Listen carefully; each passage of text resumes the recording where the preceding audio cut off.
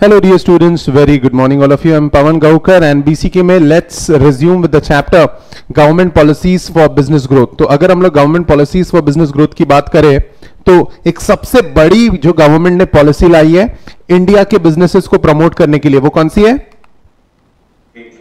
Yes, made in China goods से India का market काफी खराब हो गया है, तो उसके लिए हमने मेक इन इंडिया पॉलिसी लाई है. सो गाइस, ऐसी पॉलिसीज जो गवर्नमेंट अडॉप्ट करती है जिससे बिजनेसेस को फायदा हो, these are government policies.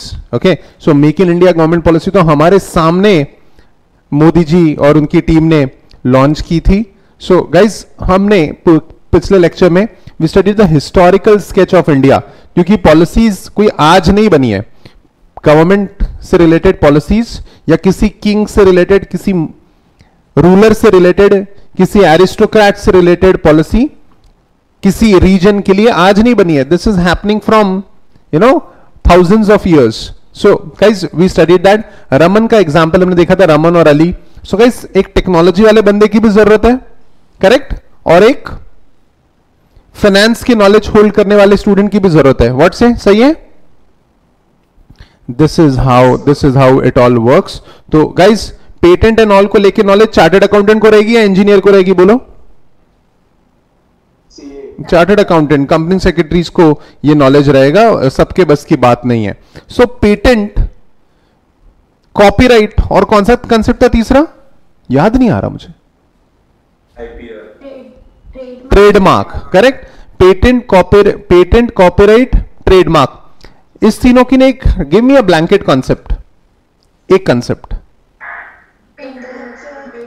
Absolutely correct. ठीक है, बी इट पेटेंट, ठीक है, be it copyright, be it trademark, these are all intellectual properties, और इनको रजिस्टर कराना पड़ता है सो दैट कोई भी इसको मैलिशियसली कॉपी ना करे. ठीक है. बांग्लादेश में क्या टोयोटा सेकेंड हैंड कार्स बेच सकता है, रिफर्बिश्ड कार्स? क्या यही राइट टोयोटा को इंडिया में मिल रहा है?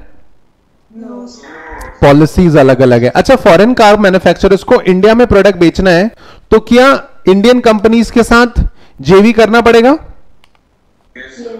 या फिर इंडिया में होली ओन्ड सब्सिडरी बनाना पड़ेगा? जी हां. ठीक है. So guys, give me good example of joint ventures in India जिसमें एक बाहर की कंट्री और एक इंडियन कंपनी दोनों साथ में आ गए. मारुति सुजुकी, हीरो होंडा, ठीक है, मारुति सुजुकी, हीरो होंडा, ठीक है. टोयोटा ने किसके साथ मिलके, क्योंकि टोयोटा का नाम हमेशा इंडिपेंडेंटली देखा हमने, टोयोटा ने किसके साथ मिलके लॉन्च किया था खुद को, बताओ? Correct, Kirloskar motors. So guys, great, good knowledge and good memory. Toyota, Kirloskar motors. Government policies impact business policies as well. Government policies impact business policies as well. अच्छा, कौन सा brand equal rights to all the people, equal respect to all the people in a company, कौन सा company था वो? Volvo, irrespective of gender. They aspire to foster an inclusive culture where everyone can contribute to the full potential and be accepted for who they are regardless of their gender, nationality, ethnic origin, religion, age, sexual orientation, disability. ठीक है. So guys, yes, government policies impact businesses as well. Indian frontier policy and historical sketch. As old universities कौन सी थी जहां पे policies को लेके research हुआ था? बालाघाट. कौन बोल रहा है? बालाघाट में कुछ नहीं था. तक्षशिला, वैशाली एंड नालंदा. ठीक है. चंद्रगुप्त मौर्य के लिए कौन बनाता था पॉलिसीज? गुरु चाणक्य. और उन्होंने जो बुक लिखी थी उसका नाम क्या था? अर्थशास्त्र. और चाणक्य जी के साथ हमेशा एक वर्ड जुड़ा होता है, नीति. That's policy, that's strategy. Okay. And Greek and Roman empires में कौन थे? इंडिया में नहीं हो रहा था सिर्फ, वहां भी हो रहा था. Aristotle and sir Plato. Peace, harmony के लिए, ठीक है, who was the one who started this peace and harmony thing? Ashoka. पहले तो सब लोग लड़ ही रहे थे, आप समझ रहे हो क्या? Everyone was fighting every other one. That was how it was. Okay, so guys, Ashoka, okay, he won all the wars, and then he understood that, you know, war is not a solution. Okay, peace and harmony is. Followed by, this is an example of warfare. Welfare नहीं रे, welfare कौन बोल रहा है, warfare. ठीक है, warfare, taxes, trade से related policies कौन लाया, गुप्ता जी लाया हमारे. ठीक है, गुप्ताज. एंड अलाउद्दीन खिलजी ने क्या लाया, stringent tax reform. Stringent, what do you mean by the word stringent, strict. ये कौन है साहबजादे, अकबर के लिए पॉलिसी कौन बनाते थे, टोडरमल. चलो, ये ना, इसका मतलब सब कुछ याद है. I am so glad. तुमने पढ़ाई करी कल, हाँ बोलो, हाँ झूठा ही सही, हाँ बोलो. Okay okay okay okay okay. Tell me, who is he, who is he, who is he, Hitler. Hitler, he Hitler fought in World War I or World War II? आधे लोग हैं, दो थे हैं. अच्छा, was there a World War III? अच्छा, World War I, World War II के बाद कौन सा वॉर चला, यूएस और यूएसएसआर के? Are you sure cold war चला? ठीक है. Who gave the answer? Harsh gave the answer. Two other students gave the answer. Cold War. ठीक है गाइस, वंडरफुल. अगर आपको कोल्ड वॉर एंड और पता है, इसका मतलब guys you are doing really well with studies. Oligarchy, monarchy, aristocracy and tyranny. Which kind of ruler was he? Correct correct correct. इसमें से rule of a single person, which concept? Correct correct correct. India में क्या है? Oligarchy है ना. India में क्या है? We have democracy. Correct, we have democracy where you know everyone is involve, क्योंकि every person does what, every person votes. ठीक है. And India under the British rule we studied. Then poverty and un British rule in India. This book was written by, absolutely correct, Dadabhai Naoroji. And वो Indian लोगों से maximum revenue निकाल पाए Britishers, इसलिए Britishers ने कौन सा सिस्टम लाया था? Absolutely correct, zamindari system. I am very sure कि ये पॉइंट आपको क्लिक नहीं हुआ होगा. M I right? ठीक है, ये थोड़ा याद रखो. एमसीक्यू है ना, तो एमसीक्यू के लिए all these points become gold. याद रखना, मैं जो भी चीज नोट्स में हाईलाइट करता हूं, आपको अपने नोट्स में भी हाईलाइट करने हैं. I hope you do it right, that this goes unsaid. अच्छा, जाने दो. ठीक है. Then India since independence, this is what we have to start. ठीक है. हम लोगों ने अब तक we have catered. Historical sketch पढ़ रहे हैं हम लोग, और हिस्टोरिकल स्केच हमारा खत्म नहीं हुआ है. हिस्टोरिकल स्केच में we studied ancient India, did we? We studied India under British. And now we have to study India since independence. Just a moment.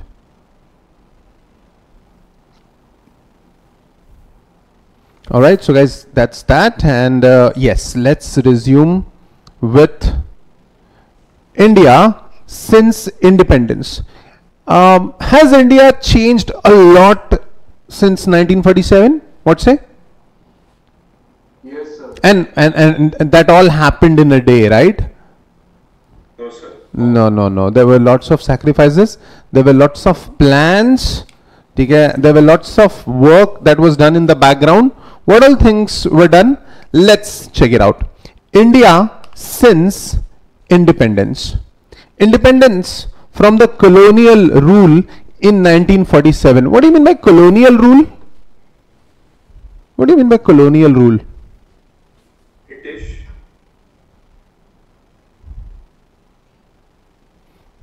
The Britishers made colonies.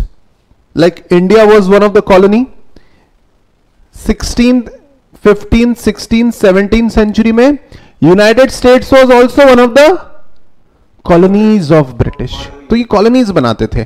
ठीक है, उसको एक अलग देश नहीं मानते थे वो लोग, कॉलोनीज बनाते थे, ठीक है, और उसको ब्रिटिश ब्रिटेन का, ग्रेट ब्रिटेन का नाम भी नहीं देना चाहते थे वो, तो ब्रिटिश कॉलोनीज उनको कहा जाता था। Okay, so independence from the colonial rule in 1947 paved the way for rechartering business growth in India, क्योंकि हमने तो पहले भी देखा था कि ये ब्रिटिशर्स इंडिया आके हमारी कंट्री को क्या बना के चले गए, सोने की चिड़िया को कौवा बना के चले गए रे ये लोग, ठीक है। हमारे पास कुछ नहीं था, ग्रोथ के नाम पे कुछ नहीं था, बिजनेस के नाम पे कुछ नहीं था। 2-3 कंपनीज थी, ठीक है, 2-3 कंपनीज थी, टाटा, ठीक है, और नेस वाडिया, ठीक है, the Tatas, Wadias and Birlas, that's it. इतने इंडिया में सिर्फ 3-4 बिजनेसमैन थे यार, ठीक है। धीरूभाई अंबानी तो 1960s में इमर्ज हुए, their business developed in 60s and increased many folds in 70s and 80s। India में कोई नहीं था जो कि एक स्ट्रॉन्ग होल्ड ला सके। सो independence from the colonial rule in 1947 paved the way for rechartering business growth in India. The fact that we came with the first industrial policy in 1948 suggests the urgent priority the government accorded to fueling industrial business and business growth. Guys, India is an agriculture based economy, right? India is an agrarian economy. हमने बचपन से हम लोग ये पढ़ते आए। लेकिन अगर कोई कंट्री ग्रोथ करती है तो that's never because of agriculture, that's always because of industrialisation. And हमारे इंडिया के जो भी लीडर्स थे 1947 1948 में, ठीक है, हम लोग तो पहले पार्टीशन की स्ट्रगल्स, रायट्स, फेमाइन से लड़ रहे थे, उसके बीच में एटलीस्ट गवर्नमेंट की पॉलिसीज ऑन पेपर तो अच्छी बने, तो हमने कौन सी पॉलिसी लॉन्च करी? Industrial policy in 1948। The first industrial policy of independent India was launched in the year 1948। याद रहेगा ये? First industrial policy was launched in the year 1948 and it suggested the urgent priority the government accorded to fuel the industrial business and economic growth. To fueling नहीं हो सकता, that's wrong English. To fuel industrial business and economic growth. So guys, industries develop होगी तो country भी develop होगी। Super power कौन है world में? USA. United States. For obvious reasons, that's heavy industrialization. Okay, all right. उसके बाद the Constitution of India. Aha, tell me, when did we adopt the Constitution of India? 1950. Oh my goodness, good. So, Constitution of India gave us what? Gave us Right. rights, fundamental rights. Correct? Constitution of India gave us fundamental rights. कोई fundamental rights बता सकते हैं थोड़े बहुत? Right to speech. Right to speech, freedom of speech है वो, freedom of speech. हाँ, कोई बात नहीं, चलता है। सो थोड़ा सा कॉन्स्टिट्यूशन के बारे में पढ़ते हैं। Preamble to the constitution of India. So preamble, preamble क्या होता है? एनीवन? प्रियम्बल यानी क्या? हाँ, प्रस्तावना. प्रस्तावना, ठीक है। Preamble is the soul of constitution. Preamble means soul, ठीक है। प्रियम्बल यानी क्या? सोल, ठीक है। The preamble of the constitution of India adopted in 1950. Your answer was absolutely correct. Harsh and Revati gave the answer. Good. Preamble of the Constitution of India adopted in 1950 conferred on the people, gave the people, ठीक है, conferred on the people the economic freedom, ठीक है, economic freedom. Just a moment. ये madam क्या है? Who is she? What is she? She is a doctor. ये सांप क्या है? शेफ, ठीक है। The last guy is a seller. क्या इंडिया में कोई भी बंदा अपने हिसाब से बिजनेस कर सकता है, अपने हिसाब से खुद को ऑक्यूपाई कर सकता है? क्या कहते हो? यानी हम ऐसा बोल सकते हैं क्या, ए तू निचली जाति का है तो डॉक्टर नहीं बन सकता? No. हो सर, ऐसा तो किसी ने सोचा ही नहीं। सब कुछ एंट्रेंस एग्जाम से होता है, आपके पास काबिलियत है तो आप बन जाओ। M I right? कॉन्स्टिट्यूशन ने हमें ये दिया है, freedom to trade and occupation article. Constitution में सेक्शंस नहीं होते, कॉन्स्टिट्यूशन में आर्टिकल होते हैं। आर्टिकल 19(1)(g) के अंदर आपको freedom to trade and occupation, ठीक है। तो जिसको भी freedom to trade and occupation के बारे में पढ़ना है, ठीक है, आप इसका फोटोग्राफ ले लो। हम लोग इसको डिस्कस नहीं कर सकते क्योंकि ये इतना डेप्थ में मैं आपको ये नहीं पढ़ा सकता, ठीक है। कॉन्स्टिट्यूशन ऑफ इंडिया आप चार्टर्ड अकाउंटेंसी के सिलेबस में कभी नहीं पढ़ते, ये आपको कंपनी सेक्रेटरी कोर्स में पढ़ाया जाता है। Okay, so preamble to the Constitution of India adopted in 1950 conferred on the people the economic freedom and recognized right to carry on business and trade as a fundamental right to carry on business and trade as a fundamental right। लेकिन आज भी कुछ ऐसे गांव हैं India में जहां पे, ठीक है, फार्मर का बेटा फार्मर ही बन सकता है, वो डॉक्टर नहीं बन सकता, ठीक है। कॉबलर का बेटा कॉबलर ही बन सकता है, वो कुछ और नहीं कर सकता। इंडिया में आज भी, ठीक है, जाति के बेसिस पे आपके काम डिसाइड होते हैं। Guys, this is seriously not done. हमको कॉन्स्टिट्यूशन ने 70 साल से ज्यादा हो गए हम लोगों को ये राइट्स दे रखे हैं। प्रियम्बल में लिखा है, व्हाट इज प्रियम्बल? सोल, ठीक है, द सोल ऑफ। सो किसी भी एक्ट का या कॉन्स्टिट्यूशन का, किसी भी लॉ का सोल होता है प्रियम्बल। ये वर्ड आप बहुत पढ़ोगे जब आप लॉ पढ़ोगे सीए इंटर में। सीए इंटर, ओ हेलो, सीए इंटर।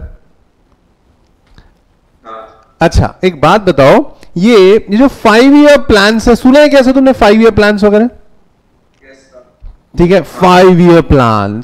ओके, सबसे पहला 5 ईयर प्लान कब लॉन्च हुआ था? सर इतना इकोनॉमिक्स पढ़ा नहीं हमने, है ना? स्कूल में पढ़ा होगा यार तुमको, ये तो 8th 9th में। व्हाट से इकोनॉमिक्स रहता है ना स्कूल में, if I am not wrong, if I am not very outdated, economics रहता है ना स्कूल में भी। आई गेस 8th 9th से रहता है, छोटा सा एक बुक रहता है इकोनॉमिक्स का भी। Anyone the first? हाँ, इंक्लूडेड नहीं होता ना, वो सब्जेक्ट तो अलग था ना बेटा, बुक तो अलग होगा ना छोटा सा। तो इस हिस्ट्री के साथ, अरे रे सब हमारा सब हेवी ड्राइवर है। आगे बढ़ते हैं, इंपॉर्टेंट ये, when was the old batch students, come on Riya, Ameya, when was the first 5 year plan launched? Sir, 1951. Very nice, the first 5 year plan was launched in the year 1951। और पहले 5 ईयर प्लान में किसको अहमियत दी होगी? गेस करो, make a wild list of your guess. सबसे पहले 5 year plan में किसको ज्यादा रिस्पेक्ट मिली? Agriculture. But we had already realized by then that agriculture is going to take us nowhere. Agriculture is going to take us nowhere, guys. ठीक है? So, guys, देखो,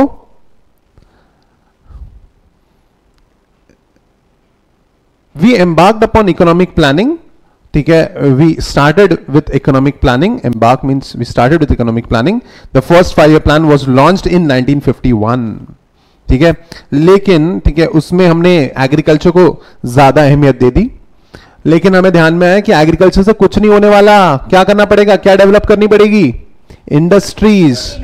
ठीक है, सो इंडस्ट्रीज में, ठीक है, सेकेंड 5 ईयर प्लान में, ये थोड़ी एक्स्ट्रा नॉलेज है, second 5 year plan 1956 to 1961, it focused on industrial growth and only 20% of the plan allocation was devoted to agriculture. यानी सिर्फ 20% फंडिंग एग्रीकल्चर को डिवोट की थी, बाकी सारी किसके ऊपर फोकस था? इंडस्ट्रियल। तो गाइस जो 5 ईयर प्लान है इसमें कौन सी पॉलिसीज आई सेकेंड 5 ईयर प्लान में? Industrial policies. The industrial policy resolution 1956, the industrial policy resolution 1956 was to usher in an era of direct ownership of the government in business. Direct ownership of the government? कोई ऐसी company बता दो जो government owned है।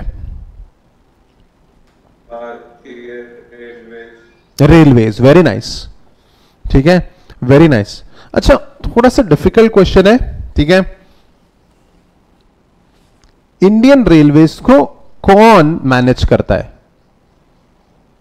Indian railways को कौन manage करता है? देवदत्त, अमेय, अखिलेश, श्रुति?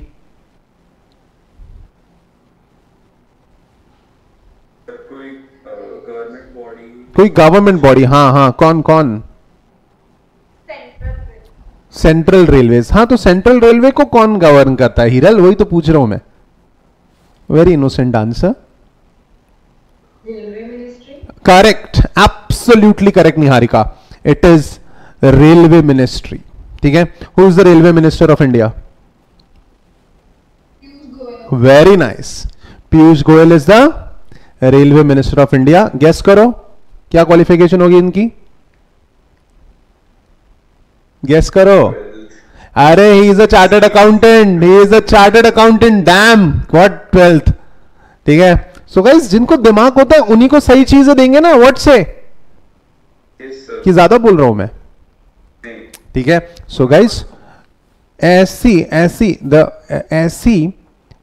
ऐसे गवर्नमेंटल प्रोजेक्ट्स जिसको गवर्नमेंट का कोई डिपार्टमेंट मैनेज करता है उसको कहते हैं डिपार्टमेंटल अंडरटेकिंग। ठीक है, जैसे department of post, ministry of communication. ठीक है, department of post and ministry, तो department of post and telecommunication को, ठीक है, उसकी मिनिस्ट्री ऑफ कम्युनिकेशन मैनेज करती है। तो जब कोई डिपार्टमेंट मैनेज करता है किसी इंडस्ट्री को तो इसको कहते हैं departmental undertaking. The oldest and traditional form of organization of public sector enterprise, it is organized, financed and controlled in such a manner that any other government organization. ठीक है, so guys, by the way, अब दूसरा मैंने example बताया तो आप मुझे बताएंगे अब, who is the minister for communications and in India? ये थोड़ा मुश्किल है क्योंकि Piyush Goyal is very famous, tweet भी काफी करता है ये, लेकिन एनी क्लू? कोई बात नहीं। ठीक है, it is Ravishankar Prasad ji, he is the minister. Okay, कोई बात नहीं। तो पहला कंसेप्ट डिपार्टमेंटल अंडरटेकिंग, दूसरा कंसेप्ट है क्या क्या बोला उन्होंने वहां पे, देखो, in the industrial policy resolution 1956 was to usher into a era of direct ownership of government in business through departmental undertaking. दूसरा statutory cooperation. ओहो, what do you mean by the word statutory? Statutory यानी क्या? Legal. Statutory ने legal होता है। तो LIC, food corporation of India, IFCI, ये सब एक स्टैट्यूट के हेल्प से बने हैं। अगर LIC, IFCI और हाँ एक स्पेशल एक्ट के हेल्प से बना है। LIC के लिए एक्ट है, क्या कहते हो? What do you think? LIC के लिए एक्ट है? सर सभी स्टैट्यूटरी कॉर्पोरेशन के लिए कोई ना कोई, ठीक है, कोई ना कोई एक्ट रहेगा। I would like to show you, just a moment.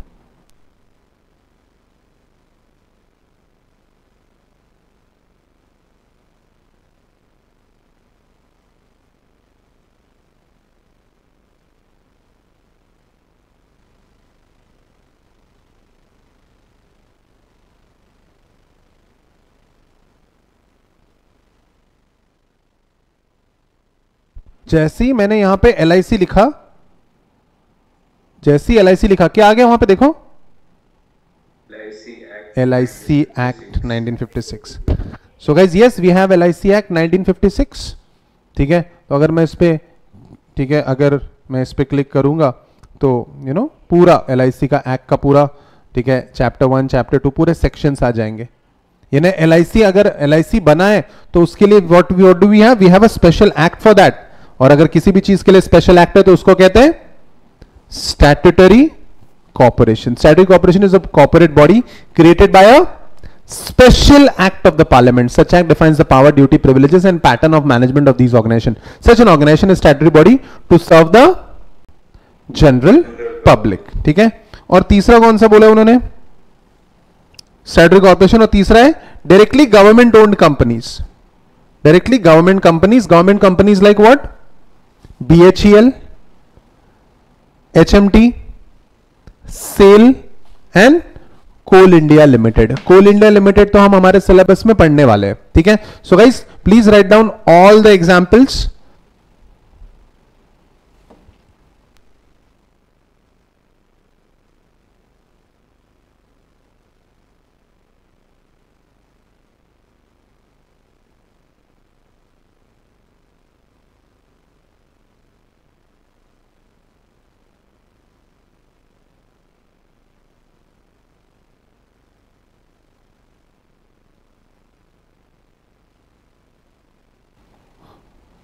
Guys also write down what is departmental undertaking and all, इसका डेफिनेशन लिख लो, ये हेल्प करेगा आपको.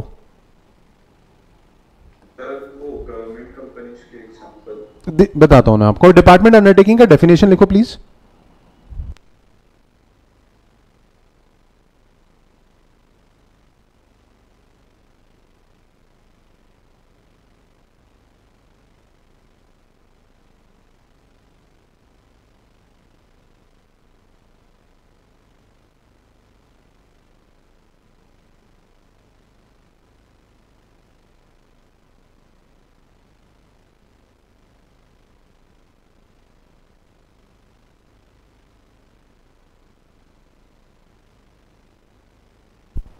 Okay, are you done with writing the definition of departmental undertaking? Yes sir. Great. Yes, sir. ठीक है. Also write down statutory cooperation का definition और उसके examples.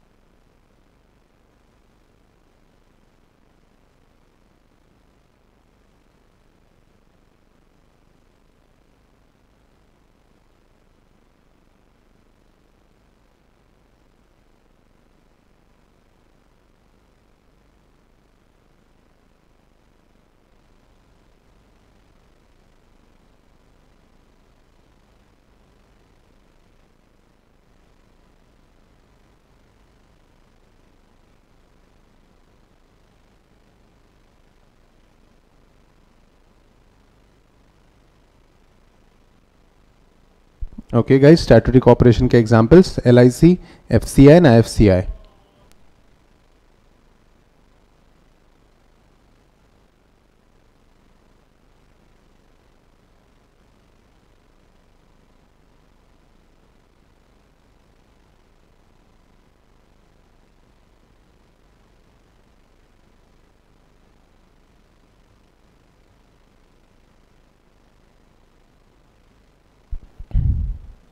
Followed by examples of government company.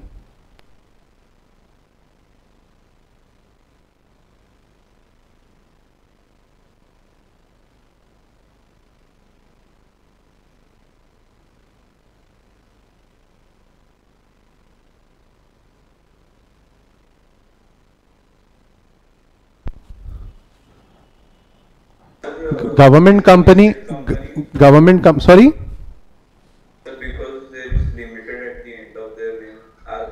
Yeah, they are listed companies. Yes. Okay, guys, government company एक ऐसी company है जिसमें कम से कम 51% शेयर किसका होता है? सेंट्रल गवर्नमेंट का या किसी स्टेट गवर्नमेंट का या सेंट्रल गवर्नमेंट का या किसी स्टेट गवर्नमेंट का मिला के. ऐसी कंपनीज जिसमें गवर्नमेंट की शेयर होल्डिंग कितनी होती है? मोर देन, यानी मिनिमम 51%. दैट्स गवर्नमेंट कंपनी का definition. Okay, so guys that's that. आगे बढ़ते हैं. I hope everything is very clear, crystal clear. तीन अलग अलग चीजें ये. Yes, every company is meant for public welfare to serve the general public, लेकिन तरीका जिससे ये कंपनीज बनेगी वो डिफरेंट है. ठीक है. सो फिर से पढ़ते हैं वो point. In the industrial policy resolution of 1956, the industrial policy resolution of 1950 was to usher in an era of direct ownership of the government in business through department and undertaking, statutory cooperation, and government companies in sectors private investment was either not able or willing. सोचो ना 2.5 lakh kilometre की पटरियां बिछाई है Indian railways ने. कितनी? 2.5 lakh kilometre. किसी भी बिजनेस की बस की बात है क्या? किसी भी प्राइवेट ओनर के बस की बात है क्या ये? सोचो guys, it was never possible for them. इसलिए गवर्नमेंट कंपनीज ऐसी सेक्टर में गई जहां पे कौन बिजनेस नहीं करना चाहता था? Private sector was not able. औकात, very bad word, very bad. ठीक है, ऑक्स ही नहीं थी आपकी. ठीक है, ताकत ही नहीं थी, फाइनेंशियली आपकी ताकत नहीं थी, या फिर पैसे थे लेकिन आप करना नहीं चाहते थे. प्राइवेट सेक्टर गाइस, मैं रेलवे की पटरियां बिछाऊंगा, फिर 5 साल बाद रेलवे चलेगी फिर पैसा मिलेगा, 5-10 साल 20 साल कोई रुकता है क्या ऐसे? हाँ सर। ये सारी कंपनीज देखो ना, Hindustan machine tools, Bharat heavy electricals, heavy steel authority of India, Coal India limited, ये माइन खुद की माइनिंग चला रहे हैं। गाइस पॉसिबल ही नहीं है, it was not easy for the private players. तो फिर जब प्राइवेट प्लेयर्स धंधा नहीं कर रहे तो यार हमें तो इलेक्ट्रॉनिक्स इलेक्ट्रिकल चीजें चाहिए, हमें तो इंडिया के डेवलपमेंट के लिए स्टील चाहिए, इंफ्रास्ट्रक्चर के लिए हमें तो चाहिए ना टीएमटी सरिया, ठीक है, देन हमें कोल चाहिए, हमें मशीन टूल्स चाहिए, ये सब तो हमें चाहिए था, रेलवे चाहिए था, पोस्ट चाहिए था। गाइस पहले इसमें कोई बिजनेस में इसमें किसी की हिम्मत नहीं थी उतनी, या पैसे नहीं थे।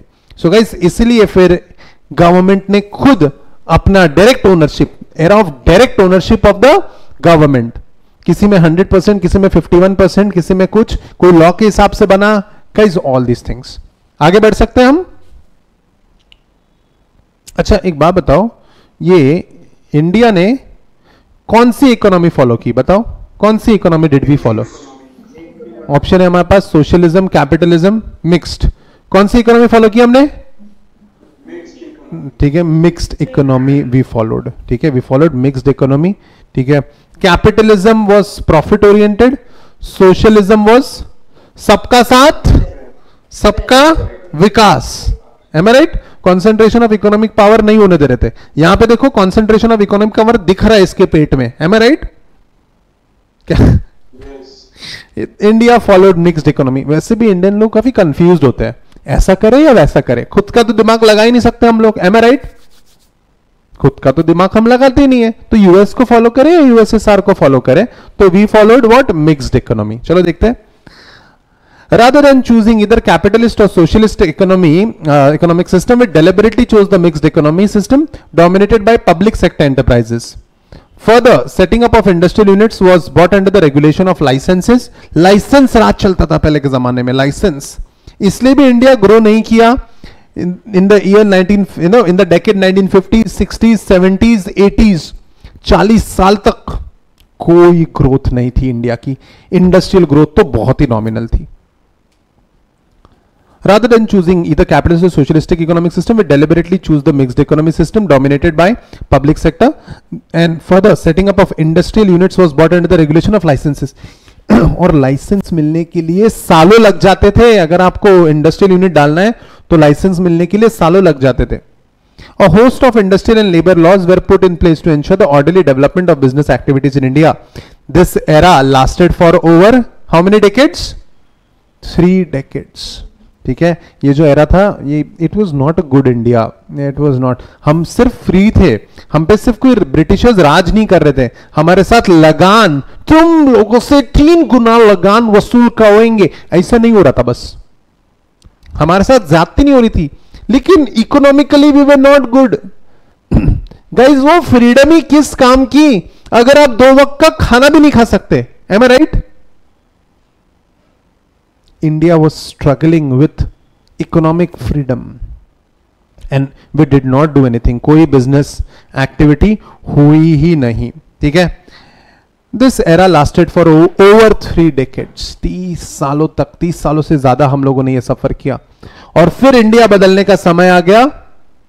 हमारे रिजर्व्स बहुत कम थे, इंडिया का सारा गोल्ड रिजर्व वर्ल्ड बैंक में गिरवी हो गया था। 1991 में we had to take a step and we took a step of opening up of Indian economy. Indian economy opened in 1991. India was a very conservative economy when we got freedom. ठीक है, ये Britishers India में क्या बोल के आए थे? बताओ जल्दी, ब्रिटिशर्स इंडिया में क्या बोल के आए थे? कि हम लोग क्या करना चाहते हैं? ट्रेड करना चाहते हैं। अब इंडिया को फ्रीडम मिला तो हम लोग इंडियंस लोग क्या सोच रहे थे? अब हम किसी को ट्रेड के लिए इंडिया में आने नहीं देंगे तो हमारे साथ छल नहीं होगा और हम बच जाएंगे। So guys 1940s, 1950s, 1960s, 1970s, 1980s हम लोगों ने बिना ना किसी को ना एक्सपोर्ट करने का तो सवाल ही नहीं उठता था, क्योंकि अपने पास तो प्रोडक्ट ही नहीं थे फल और ड्राई फ्रूट्स के अलावा। हापुस आंबा, हमारा अल्फेंसो मैंगो और कश्मीर के सेब, ड्राई फ्रूट्स, ये सब। अबे इन सब से गेहूं चावल एक्सपोर्ट करके क्या मिलेगा? असली पैसा तो इंडस्ट्रियल प्रोडक्ट्स में है। तो गाइज ना किसी को आने दिया और ना किसी को जाने दिया। बाहर की कंपनीज इंडिया में आने के लिए तरस रही थी, ओपन अप कह रही थी। इंडियन लोगों की हालत इतनी खराब हो गई कि ना तो हमने 1980 तक पिज्जा देखा, ठीक है, ना ही हमने पास्ता देखा। 2 वक्त का खाना नहीं मिल रहा था यार, आधे लोग पानी से पेट भर रहे थे इवनिंग में। इंडियन इकोनॉमी में बाहर की कंपनीज इंडिया में आना चाहती थी, लेकिन Indian economy was a closed economy, very conservative economy. 1991 में भी ओपनड अप यानी क्या? Opened up for all the multinational companies. और जो सब हम लोग मजाक उड़ाते हैं मनमोहन जी का, ठीक है, मनमोहन जी है right, he was the finance minister then, and Manmohan ji is the most learned person among the ministers in India. He is one of the most learned person. He was an IAS officer जिसने India के हर department में as an administrative officer काम किया है। Can you beat that? But no one tells you about this, everyone will tell you about he is the most silent person on the earth. Guys what I am trying to tell you, ठीक है, मनमोहन जी ने कौन सा decision लिया? जल्दी बताओ, जल्दी बताओ, what decision did he take? LPG. What is LPG? Liberalization, globalization and privatization. What do you mean by liberalization? Free trade. दूसरे कंट्रीज को एक्सपोर्ट करो और इंपोर्टेड प्रोडक्ट्स को इंडिया में आने दो, ठीक है। प्राइवेटाइजेशन, इंडिया में पब्लिक सेक्टर कैसा था? भगवान के भरोसे पे था। Am I right? Public sector was everyone's responsibility, and when it is everyone's responsibility, quickly within no time everyone's responsibility turns into no one's responsibility, and this is where we started making losses. India started making losses. Public sector heavy loss में था। 75,000 करोड़ का bail out दिया है air India को। Air India सुने? Government owned है, ऐसा ही होने वाला है। 75,000 का करोड़ लॉस बियर कर रहे हैं, ठीक है। The process of transferring ownership of business enterprise, public service और public property from public sector to the private sector, either to the business that operate for the profit or non-profit organization. It is also called as denationalization or disinvestment. Privatization followed by globalization. Every brand available in every part of the world, global है ना। इसमें कुछ brands दिख रहे हैं तुमको? ये कौन सा ब्रांड है देखो? दिस ब्रांड माधव, सिगरेट दिखेगी लड़कों को। ये देखो नीचे वाला होंडा, तो सिगरेट दिख रही है, वेरी बैड। ये कौन सा ब्रांड है? BMW, Nokia, city, Samsung. City क्या है रे? What is city? It's a bank. Microsoft, Nescafe, Intel, Nescafe, Nestle, Pepsi, GE, Microsoft, Coca Cola दिख रहे क्या? Coca Cola, yes. So in 1990s, to be precise, in 1991 marked the emergence of new era of economic policies in India, that an era that is popularly known as era of LPG, liberalization. याद रखना ये 3 words, LPG, liberalization, privatization and globalization.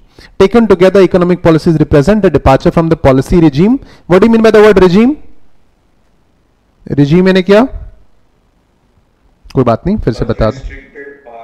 No, sorry, regime means system. regime, policy regime based system, यानी regime means system. याद रखना, ये word बहुत बार आता है और हम लोगों को मीनिंग ही नहीं पता रहता उसका, तो हम वो लाइन ही छोड़ देते फिर। policy regime means policy system based on economic planning towards what is known as the neo liberal economic thought. Neo यानी क्या? What do you mean by the word neo? Neo means new, correct. Neoliberal economic thought that placed greater emphasis on the private, ठीक है, market mechanism for addressing the prevalent economic and social problem. तो नई economic policy से हम लोग social problem solve करना चाहते थे। तो थोड़ा कंपेयर करते हैं, ठीक है, 1950s, देखिए मिड 50s से लेके जो हमारी पॉलिसीज बनी और 1990s की जो पॉलिसी बनी, उसको थोड़ा ध्यान रखते हैं और कंपेयर करते हैं। Guys, very important this discussion. Nature of economic system, policy regime of mid 50s, mixed economy with dominant public sector, correct. जो 1950s 60s 70s 80s में हम लोग क्या कर रहे थे, मिक्स्ड इकोनॉमी थी हमारी। 1990s से थोड़ा हम लोग कैपिटलिस्ट की तरफ मुड़े। और and tell me, is your life good? Is your life good? The kids of the year 2000 decade के जो बच्चे हैं, is your life good? Tell me. तुम्हारी नहीं होगी यार, सैड स्टोरी। हम लोग 1989 के बच्चों की जो तकलीफें हैं तुमको नहीं पता होगी। M I right? ठीक है, बच्चे खिलौने मांगते थे तो माँ बाप पूछते थे क्यों चाहिए? अबे खिलौने क्यों चाहिए बे? क्यों क्या होता है? क्यों कैसा सवाल है? ठीक है गाइस, तुम लोगों को क्या चाहिए बेटा, तुमको मिल जाता था आसानी से। तुम लोग तो खुद ऑनलाइन ऑर्डर करते थे, तुम तो हेवी ड्राइवर हो। गाइस, कैपिटलिस्ट इकोनॉमी ने इंडिया को बदल दिया। Then dominant instrument of economic governance, economic planning. Economic planning से चलता था इंडिया में हर चीज। लेकिन नए सिस्टम में क्या है? इकोनॉमिक प्लानिंग में नहीं, सब मार्केट डिसाइड करेगा कि क्या होगा। ओपननेस ओरिएंटेशन, जो 1990s तक हमारा सीन क्या था, हमारी इकोनॉमी कैसी थी? Closed economy. Closed economy. और 1990s के बाद हमारी इकोनॉमी ओपनड अप। ठीक है, क्लोज्ड इकोनॉमी के नुकसान है बहुत। Role of the government in business, acquiring commanding heights through public sector undertaking. PSU बनाई, PSU public sector undertaking, statutory corporation, government companies बनाई और खुद हर चीज को कमांड करने की कोशिश की। नए सिस्टम में state ownership of business is an exception, privatisation of public sector undertaking, her public sector undertaking को प्राइवेट किया। अभी देख रहे हैं ना मोदी जी और निर्मला सीतारमन जी, ठीक है, आपने देखा है ना, मीम्स भी बनते काफी, हर चीज को बेच रहे हैं लोग, देखा आपने? हर चीज को, एयर इंडिया को तो डेफिनेटली बेचने वाले ये लोग, कोई खरीद नहीं रहा वो बात अलग है, हर चीज को बेच रहे वो लोग। क्यों? अरे पॉलिसी रिजीम है 1990s का रिजीम कैपिटलिस्ट है, लड़ने दोनों प्राइवेट प्लेयर्स को। गवर्नमेंट का काम बिजनेस करने का है क्या? सोचो, गवर्नमेंट का काम बिजनेस करने का नहीं है, गवर्नमेंट का काम गवर्नेंस है। So state ownership business and an exception, privatisation of PSU. Privatisation चल रहा है, ये वर्ड ध्यान में रखना। हर मीम आता है, आप देखोगे अगर इंस्टाग्राम पे मीम आता है, निर्मला सीतारमन बैठी होती है और हर चीज को बेचने पे तुली हुई है। She is not wrong, government का काम ही नहीं है बिजनेस करना, government is not into business. Government business करती है तो वैसे भी लॉस करती है, फायदा क्या है? Role of the government vis-a-vis private business, regulation and control काफी ज्यादा थे और अब रेगुलेशन कम हो गया, लिबरल हो गया। लिबरल यानी क्या? फ्री। फ्री, ठीक है। आपके पेरेंट्स आपको लेट नाइट पार्टीज के लिए जाने देते हैं? लेट नाइट पार्टीज के लिए जाने देते हैं? अच्छा, आपके पेरेंट्स यानी बार बार पूछते किससे बात कर रहे हो फोन पे? अगर हम लोग बात नहीं रोकते ना, कुछ ऐसा कुछ नहीं बोलते ना? नहीं बोल। Very nice, your parents are liberal. हमारे पेरेंट्स ऐसे मुंह के पास आके खड़े हो जाते थे, ऐसे किससे बात कर रहे हो नहीं बोलते थे, मुंह के पास आके खड़े हो जाते थे, पूरे कन्वर्सेशन ही सुन लेते थे वो हमारे। हमारे पेरेंट्स कैसे थे? कंट्रोल करते थे हमको, ठीक है। So guys that's that. ये पूरे पॉइंट्स पढ़ो, कौन से पॉइंट में प्रॉब्लम है मुझे बताओ, मैं फिर से एक्सप्लेन करता हूं। This is very very vital.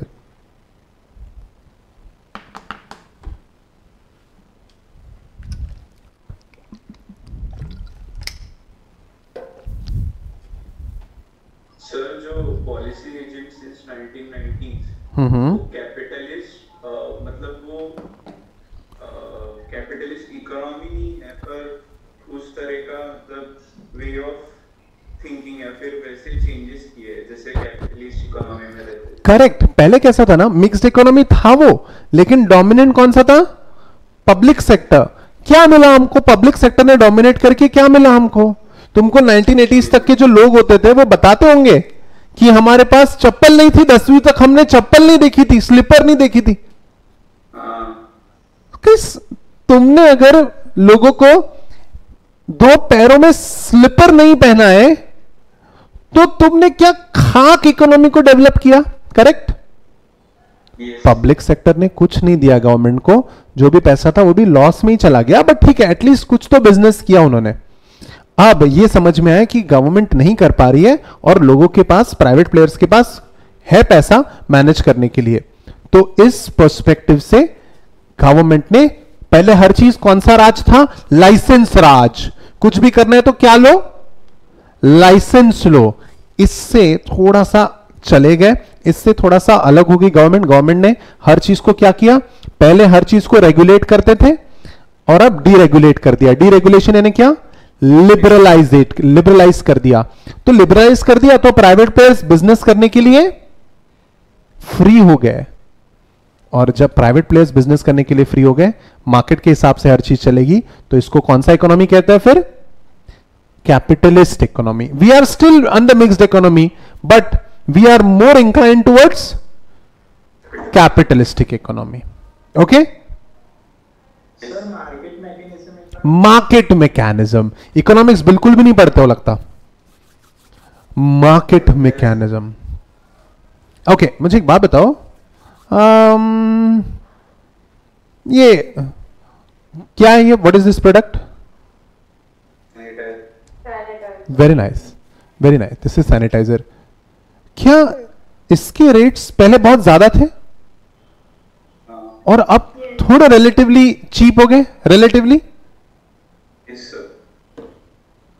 Market में जब सप्लाई नहीं था और डिमांड ज्यादा था तो प्राइजेस हाई थी। अब पता चल गया कि यही बिकने वाला है कोविड के कारण, तो सबने बनाना चालू कर दिया। The supply is in abundance, when the supply is in abundance and the demand is same. पहले सप्लाई कम था, डिमांड ज्यादा थी, तो प्राइस ज्यादा थी। अब सप्लाई बढ़ा दिया, डिमांड तो उतनी है। सप्लाई पहले इतनी थी, अब सप्लाई हमने इतनी कर दी, तो क्या प्राइस थोड़े स्टेबल हो जाएंगे? और अगर और भी आपने सप्लाई कर दिया तो क्या प्राइस कम हो जाएगी?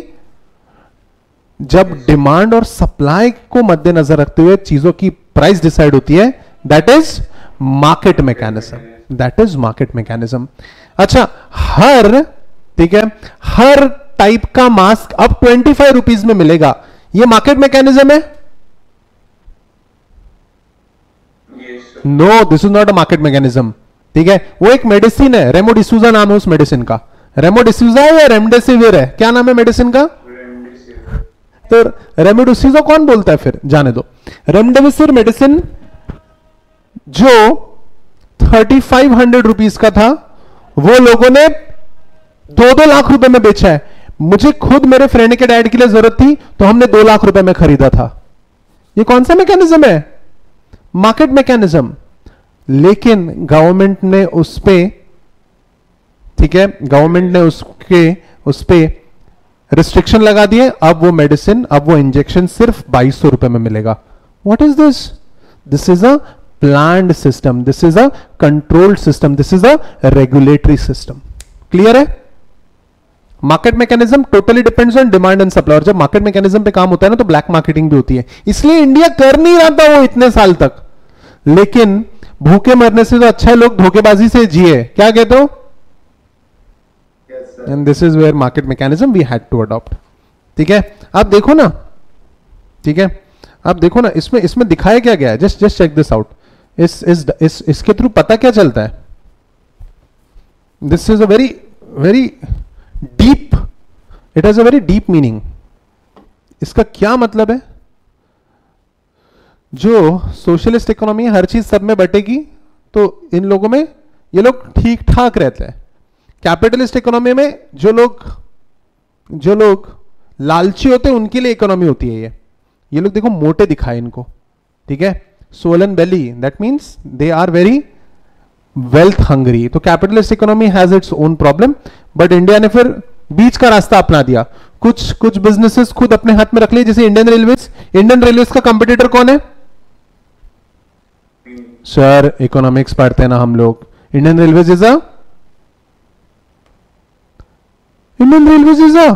मोनोपोली। मोनोपोली के बहुत कम एग्जांपल्स है, Indian railway is one of them. Indian railways का कंपटीटर कौन है बताओ? सर भारतीय रेल से जाएंगे, नहीं तो मद्रास रेल से जाएंगे, ऐसा है क्या? सर कोई ऑप्शन ही नहीं है, भारतीय रेल इकलौता ऑप्शन है।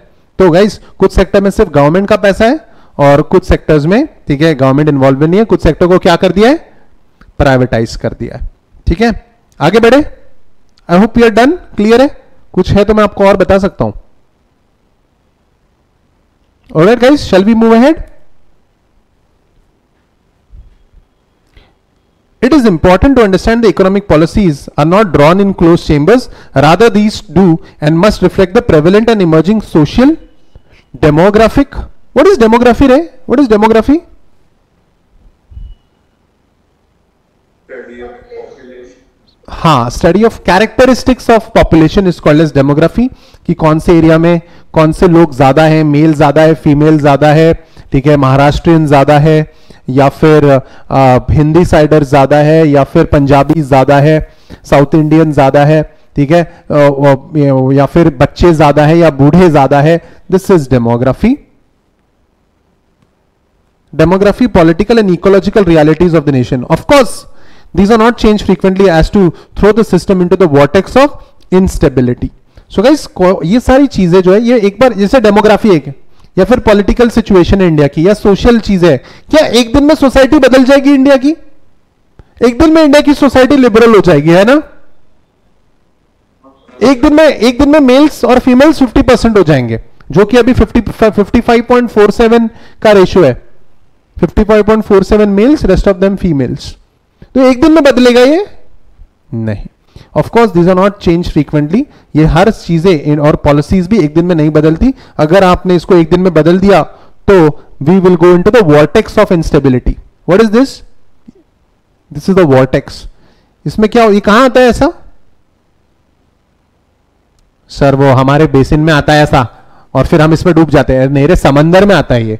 और ये अगर वॉर्टेक्स बना समंदर में तो पूरा ship it takes ship along with itself. Instability आ जाती है. वॉर्टेक्स ऑफ इंस्टेबिलिटी कहते हैं इसको. Of course, these are not changed frequently so as to throw the system into the vortex of instability. Yes, these need to keep pace with the needs and aspiration of the people. In other words, these policies must find a meaning in the lived experiences of the people. तो guys, हम लोग India since independence को हम लोग खुद से, आपको तो पता ही नहीं चलेगा, मुझे भी नहीं पता चलेगा कि what happened. लेकिन अगर हम लोग कंपेयर करें, ठीक है, तो guys एक असाइनमेंट है आपके लिए, ठीक है. ये इस वीडियो का आप अगला 5-10 मिनट आप तभी देखें जब आप ये असाइनमेंट कर ले. Engage in a conversation with your parents और grandparents on how the economic life was during their times, the changes they had witnessed and generate evidence in respect of following the life phenomena. Feel encourage to add phenomena to the list and reflect upon these as the outcomes of changes in the economic policies. तो guys, आपका problem ये है कि आपने तो 1990s में भी कुछ नहीं देखा, 1970s में भी कुछ नहीं देखा, क्योंकि तो मॉडल ही 2000 के हो, ठीक है. तो इसलिए वो कह रहे हैं कि अपने पापा या दादाजी से या मम्मी जी से पूछो, वो आपको बताएंगे, ठीक है. दादी जी से पूछो. अब मुझे बताओ, लाइफ ड्यूरिंग 1970s, अगर किसी ने ये असाइनमेंट किया है तो cement and steel for house construction 1970s में क्या आसानी से अवेलेबल था? If anyone has done it? No, it was not easily available in the year 1970s. 1990s में क्या हुआ था ऐसा जिससे वो लोग कंपेयर कर रहे हैं? You know, LPG हुआ, इकोनॉमी पूरी तरह चेंज हुई. तो guys, cement and steel for house construction, ठीक है, was not easily available. Revati, what did you write in this? Sir, I didn't get this. You didn't get this? No. Okay. Life during 1990s, was it easily available? Guys, it was easily available. Okay. Acha, buying a scooter or car. Guys, trust me on this. I have lived in the year 1990s. Okay, we bought a car in the year 1991. We bought a car in the year 1991. Maruti 800 लिया था, AC वाला मारुति 800 लिया था हमारे घर पे. Guys, you won't believe it. Everyone in our lane, ठीक है, in our lane we have around 20 bungalows. ठीक है, everyone in our lane had come that day to see that little car. Can you beat that? अच्छा, I was in 1991 में I was in KG1 I guess, ठीक है. Guys, you won't believe it. हम लोग उस car में, जिस दिन पहला दिन था कार का, मई में ही खरीदी थी हमने. 17 kids were in that car. 17 बच्चे बैठे थे मेरी कार में, मैं खुद डिक्की में बैठा था. 17 के, it was a big deal. Car खरीदना वॉज अ बिग डील. अच्छा, आज कार खरीदना is it a big deal? No, sir. Guys, you buy a Mercedes Benz, you buy a BMW today, no one gives a damn today. It's easily available. Okay, buying a scooter or car, ठीक है, एक gas करो कितने दिन का, अगर मैंने scooter के लिए, ये स्कूटर पता है तुमको, हमारा बजाज, तो ये स्कूटर खरीदने के लिए कितने दिन का वेटिंग होता होगा? एक वाइल्ड गेस करो। 1 year. 1 year, ये भी ना बात लगाओ बोली, एक स्कूटर खरीदने के लिए 1 साल रुक रहे लोग। वेरी नाइस, जल्दी बोलो। 3 years. 6 months. 6 मंथ, 6 महीने की वेटिंग, लगाओ बोली, करो गैस करो। ये स्कूटर खरीदना है तुमको कितना समय लगेगा? 1 साल लगेगा तुमको? 1 साल? Are you kidding me? Yes, sir. Any other answers? Any other guesses? 2 to 3 2 to 3 years. 2 to 3 years? God, मैं तो 1 साल से ही परेशान हो गया था, तू तो 2 to 3 साल बोल रहा है यार हर्ष। बताया था। Okay, yes, anyone else? Alifiya, Riya? Guys, you won't believe it, the waiting was of 7 years. 7 साल रुकना पड़ता था, और 7 साल के बाद तुमको जो व्हीकल की डिलीवरी मिलती थी वो कलर भी आपके चॉइस का नहीं मिलता था। किसी को पीला मिलता था, किसी को ब्लू, और कोई मेटालिक कलर्स अवेलेबल नहीं थे, बस जस्ट कलर्स थे। Guys, that was the level of issue that we had in 1970s and 80s. Very difficult life. तो buying a scooter, ठीक है, you know, it was not easily available. And now, अगर आज मुझे vehicle, bike खरीदनी है, car खरीदनी है, तो सुबह बुक करो, शाम में मिल जाएगी तुमको डिलीवरी, आरटीओ की फॉर्मेलिटीज करके। Am I right? Yes guys, it is nowadays, it is very easily available. Availing a phone connection लेना, पूछो, दादाजी से पूछा होगा तुमने, पापा से पूछा होगा। तो गाइस, हमारे घर पे फोन आने के बाद वो जो बंदा था जिसने फोन लगा के दिया था, उसने NEA नॉट इजीली अवेलेबल, जो लोग सोच रहे EAN इजीली अवेलेबल, तो वो बोल रहा था कि 50 रुपए दो। उसने टेलीफोन ला के दिया घर पे, और उसने केबल एंड ऑल भी जोड़ के दिया, और उसने कहा 50 रुपए दो। मेरे पापा ने कहा किस बात के 50 रुपए? तो कह रहा था बख्शिश। पापा ने कहा मैं नहीं दूंगा। You won't believe it, just because पापा ने 50 रुपए नहीं दिए, 6 महीने लग गए थे टेलीफोन कनेक्शन एक्टिवेट होने को। ये तो मैं आपको 1990 की बात बता रहा हूं। अवेलिंग अ फोन कनेक्शन 1970s में तो 1970s में तो सिर्फ मंत्रियों के यहां थे बे, अपने यहां तो अवेलेबल ही नहीं थे, नॉट अवेलेबल। 1970s में आम जगह पे फोन अवेलेबल नहीं थे, ट्रंक कॉल्स करने पड़ते थे, ट्रंक कॉल्स। आजकल फोन कनेक्शन कितने समय में मिल जाता है? नया SIM 10-15 minute. 10-15 minute, Aadhaar card दो, फोटो दो, खत्म। Then frequency of eating out और ordering, frequency of eating out, no such concept, no such concept. Now frequency of eating out, हर महीने में 2 बार तो जाती है, और 1990s से twice a month. Okay, modes of recreation, अगर तुम बोर हो रहे हो तो तुम्हारे पास कोई मोड्स है रिक्रिएशन के? पहले वो मिल्खा वाली पिक्चर, मिल्खा वाली जो मूवी थी, उसमें वो लोग मिल्खा की रेस कहां देख रहे थे बताओ? रेडियो पे देख रहे थे। Radio was the only mode of recreation. Milkha Singh वाली मूवीज तो हमारे सामने की बात है, राइट? टीवी 1970s में इंडिया के किसी भी घर पे था ही नहीं। इंडिया में पहला टीवी 1980s में आया, जो इंदिरा गांधी के ऑफिस में लगा, पहला TV. Can you beat that? TV ही नहीं।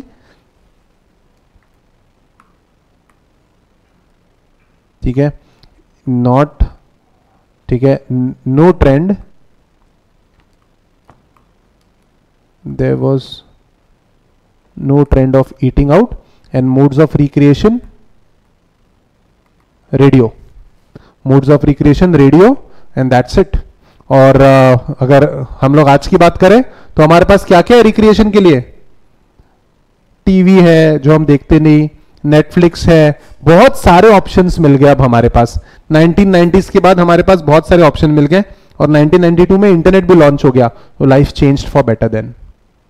ओके सो गाइस आप ये बिल्कुल आप अपने अपने दादाजी से ऑन पूछना and just let you know just verify कि ये ऐसा था या नहीं था. Alright guys, any doubts? Any doubts, guys? All right then. So this is Pawan Gaukar signing off. That's all for government policies for business growth for today. See you in the next video. Till then, take care of yourself. Study well. Bye bye, guys.